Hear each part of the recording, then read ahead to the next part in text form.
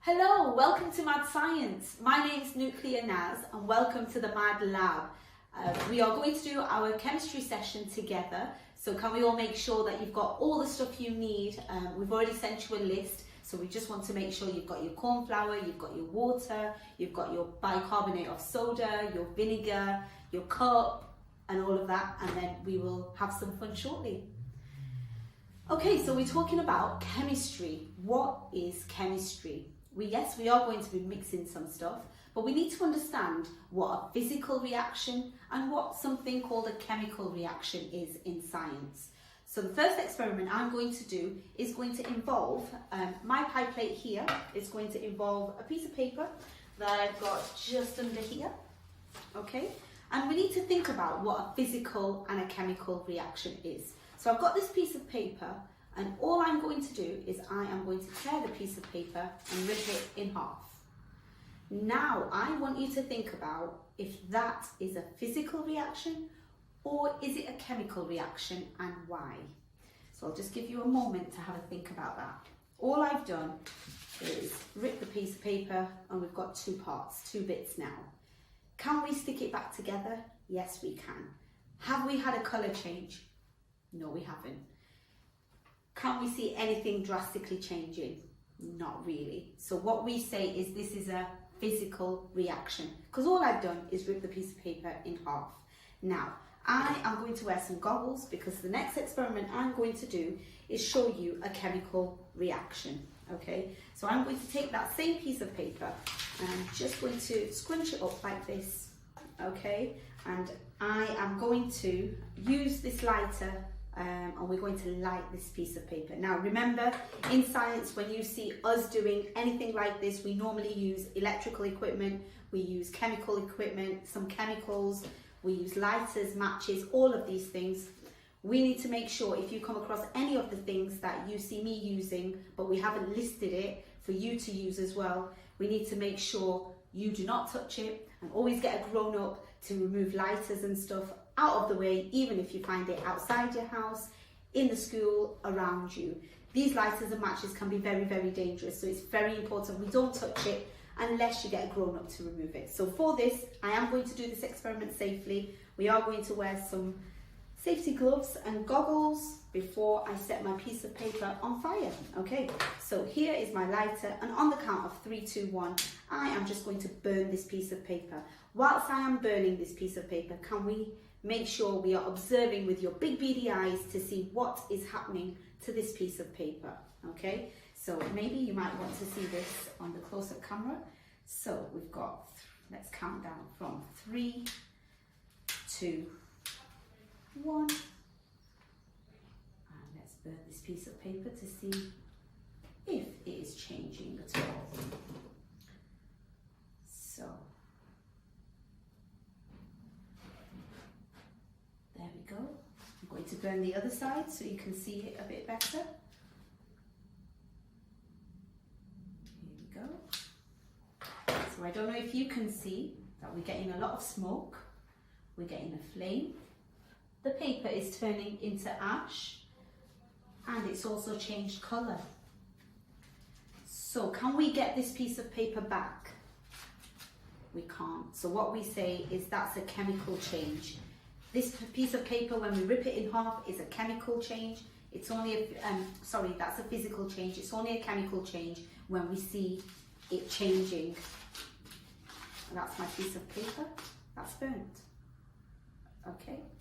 So let's move on now and let's do something together. This is where I need you to get your tall glass that we've asked you to get. So for me, for this experiment, I'm going to be using this. We're going to do the volcano experiment now. And I'm using a flask because we're here at the Mad Science Lab, and I do have a flask that mimics the shape of a volcano, so it makes sense for us to use that.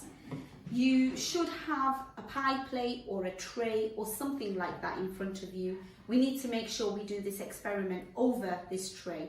In science, we call this our lab sink or our lab tray. So if we are making a mess or if we are losing things everywhere, we can pretty much trap it inside the sink so we're not making much of a mess. So we need our tall, thin glass onto that tray.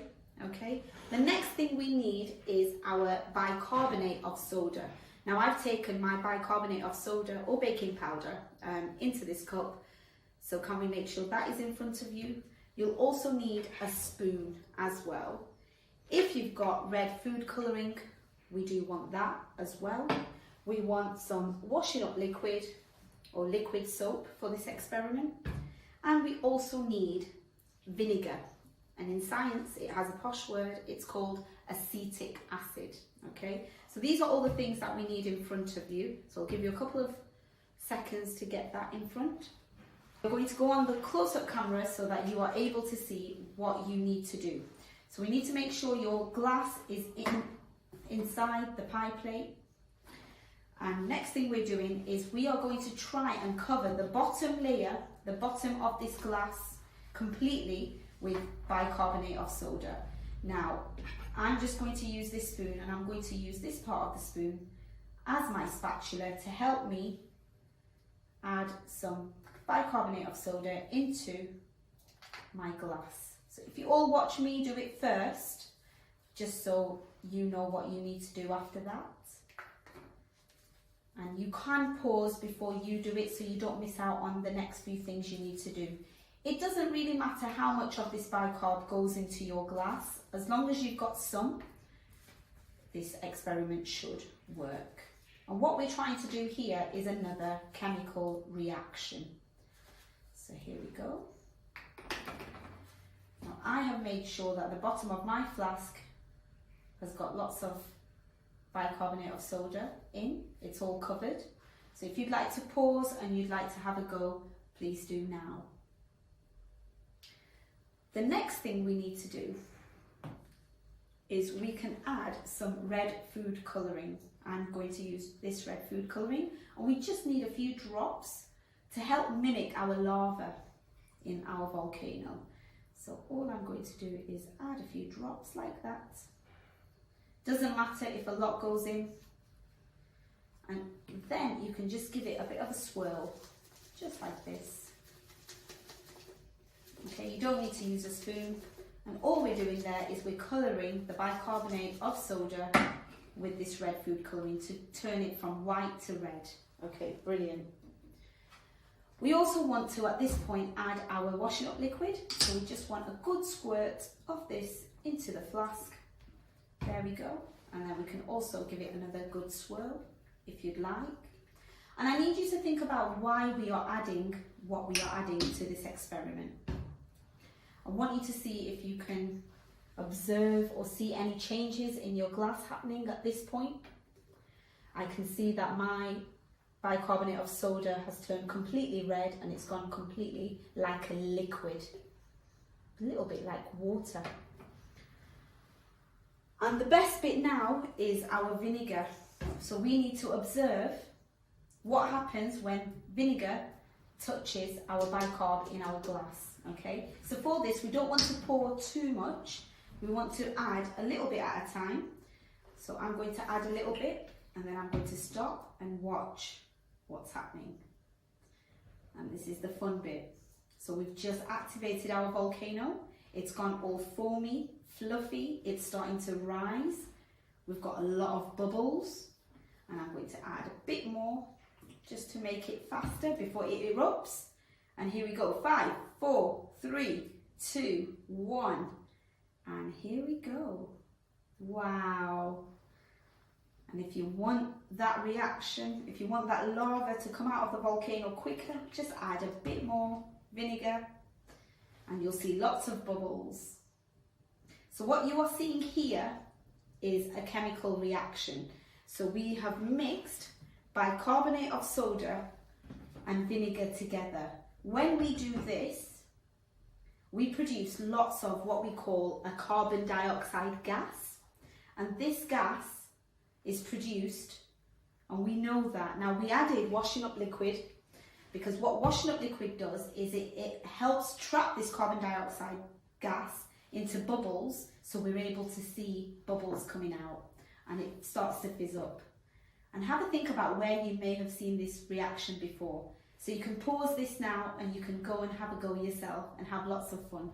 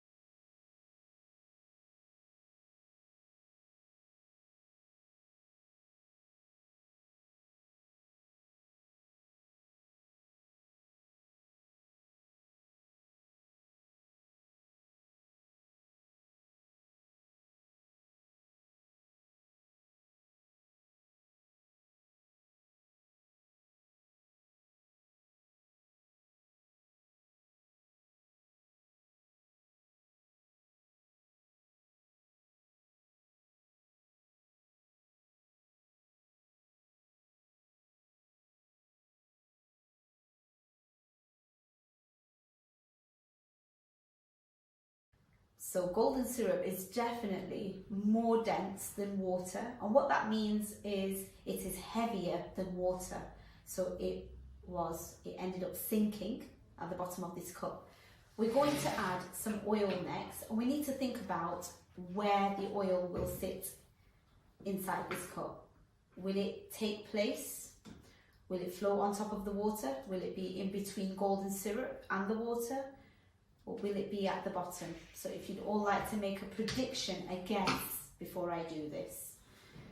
I'm just going to add the oil. And I'm going to add enough for it to make a really good layer. Now, I don't know if you can see, but it's definitely floating on top of the water. And because it's doing that, what we say is oil is less dense than water and golden syrup, because that means it's lighter than water and golden syrup, so it is floating on top. This is where the word density comes into place. So yes, we've started off with liquids, but they are different, they have different densities, so they're able to float and sink and float on top of one another. Now I've also got our final liquid, which is washing up liquid. Have a think, predict, or take a guess where you think the washing up liquid will go. What will happen when I start to pour washing up liquid into this cup? Will it float on top of the oil? Will it be less dense than oil? Or will it be heavier than oil and water? So will it start to sink and form a layer on top of the golden syrup? Or will it sink all the way down? If you think washing up liquid is heavier than golden syrup, then it will end up making a first layer and will go right at the bottom. So let's have a go for you to observe. So I'm just going to pour our washing up liquid. It may take a while for it to settle, for it to understand where it wants to go. But I'm just going to wait a couple of seconds for you to be able to see. Now it might not be very clear on camera, but if I move it a little bit away, what I can see happening is it's pushing the oil and water out of the way, and it's sitting on top of the golden syrup. And this means oil is more dense than golden syrup is more dense than oil, water and washing up liquid. The washing up liquid is only more dense than the oil and water, so it's sitting on top of the golden syrup because it is heavier than the water and the oil. The oil is the lightest layer, so it's sitting right at the top because it's less dense than all three: golden syrup, washing up liquid and water. And there is our density stacker. Did you think we would be able to make such cool layers with just our 4 liquids? And these are the kind of things we can do in science using different types of liquids. So that's our density stacker. Now I think we should all do something next. This is where I need you to get your water, your corn flour and your mixing bowl with a spoon. So if you'd like to all do this with me. Now I have a big tub of corn flour, so I just think it's easier, but of course we don't need that much. All I need you to do is get your mixing bowl and add 1 or 2 dessert spoonfuls of corn flour into the mixing bowl. I'm just going to do 3 so that you are able to see. Okay. And over here, we are going to make something called a non-Newtonian fluid. And this is just a posh way of saying magic mud, which is what we're going to make next. So again, we're going to go on the close-up camera so you are able to see. So I have got my corn flour in my mixing bowl, and I have got my water. Again, my water is blue and I'm going to keep it blue. This is what I'm going to use just so that you can see how much water we need to add to make this bowl of magic mud. We need to make sure that we don't add too much water in, so we're going to pour a little bit at a time, and we're going to keep mixing to make sure we get the right consistency for us to call what we are making magic mud. So the first thing I'm going to do is I'm going to pour a little bit of water. There we go. Okay, there's definitely more flour than water, and that's what we want. And then you're going to use your spoon to give it a bit of a mix. So I'm going to just try to make sure you can see this. So when you're mixing this, it is going to feel a little bit hard. It is going to be tough. This is where your grown-ups can help you with this experiment. When you've mixed that water in, you can add a little bit more. There we go. Okay, and then you're going to mix that in.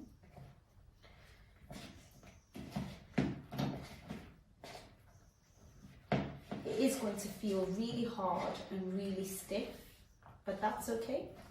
You'll still be able to see lots more corn flour that hasn't touched the water yet. So again, we can add a little bit more. And then we want to give it a really good mix to make sure all of that flour touches the water. You might want to swirl the water around using your mixing bowl. And you just want to get that all mixed in really well. You might say to yourself that why isn't it mixing? When you're trying to mix with your spoon, it might feel like a solid, okay? But when you're moving it, it might look like a liquid. And as soon as it starts to give you this effect, we know that our magic mud is ready. So I'm going to move my spoon out of the way and I'm going to show you. So I'm going to need to just... So you should have your bowl with this stuff in. And when you're moving your ball around, it should look like you've got a lump, like a lump of dough or something at the bottom when you're moving it. But as soon as you leave it, it should look like it's a liquid and it's full of water. So the way to test if your magic mud is ready is if you get your finger, your index finger, and if you run it really fast into this magic mud that you have made, your finger should come out completely dry. And when you're poking it, it should feel like a solid. Don't know if you can see that. But you should be able to run your finger really fast without your finger drowning into the magic mud, okay? If you leave your finger stuck in without moving, then it should feel like magic mud is just taking your finger all the way in and you should get a gloopy effect. And the best way to test this is if you feel as though you're running your fingers and it feels like a solid, okay, it feels like your table, then this is good. So what you can do is very quickly, you can try and grab some of that stuff and you can try and stay over your mixing bowl and you can be really fast and move this magic mud from one hand to another, almost like a little bowl, okay? Now the trick here is the faster you are, the better it is. Non-Newtonian fluid feels like it's a solid, but the moment you stop, it should just gloop. Like slime, okay? Now the best way to get rid of this magic mud from your fingers rather than making a mess everywhere is the jug of water or the cup of water you were using. All you need to do is dip your hand back into the water, mix your fingers around, and hopefully by the time you pull your hand out, your hand should be nice and clean and you can start again, okay? This is, you can play a really good game with it. Maybe you can grab a little ball again, work really fast, get your partner or your grown-up to work with you over this ball and pass it from them to yourself, back and forth. And then whoever's the slowest will end up getting gloop all over their hands. And this is what we call a non-Newtonian fluid. Okay, it works really well. It's a bit like custard. It can work well with custard powder as well. If you end up getting too much water and it doesn't give you this effect, all you need to do to fix it is just add a bit more corn flour. And if you've got a lot of flour, you just need to keep adding water a little bit at a time. And the way to test if it's ready is, remember, you just need one finger and you need to just draw over your magic mud. And if it feels like a solid, then it is ready. So I want you all to have a really good time, and I'm just going to say thank you so much for joining me here at the Mad Science Lab to have some chemistry fun sessions. Hope you enjoy, and thank you very much for having me.